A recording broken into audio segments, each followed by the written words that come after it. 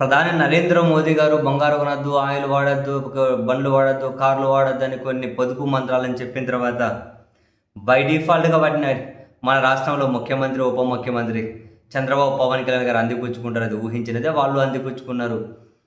అందిపుచ్చుకొని వాళ్ళ వాహన శ్రేణిని తగ్గించాలట. కాన్వాయ్‌ల వాహనాలను సగానికి తగ్గించమని చెప్పి ఆదేశాలు ఇచ్చారట.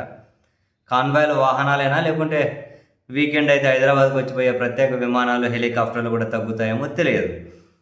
అండ్ ఇదే సమయంలో చంద్రబాబు నాయుడు గారు మరికొన్ని పొదుపు సూత్రాలు, ప్రజలకు నీతి వాక్యాలు కూడా చెప్పారు.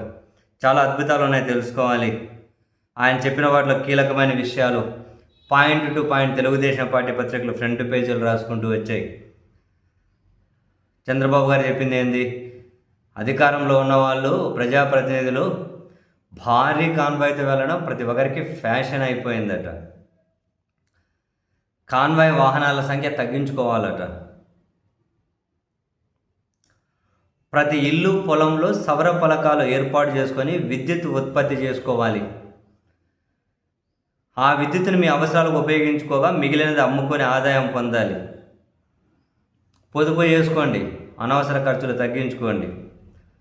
ప్రధాని మోదీ చెప్పినట్లు వీలైనంత వరకు విదేశీ పర్యటనలు తగ్గించుకోవాలి.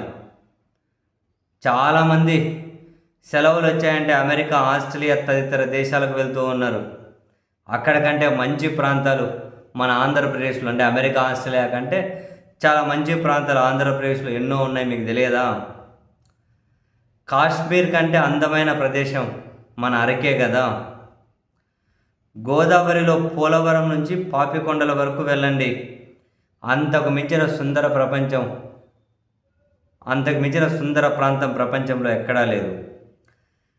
గ్రాండ్ కాన్యాన్ కంటే గండికోట ఎంతో బాగుంటుంది. గోవాను మించిన పర్యాటక ప్రదేశం సూర్యలంక బీచ్. సో ఇవి.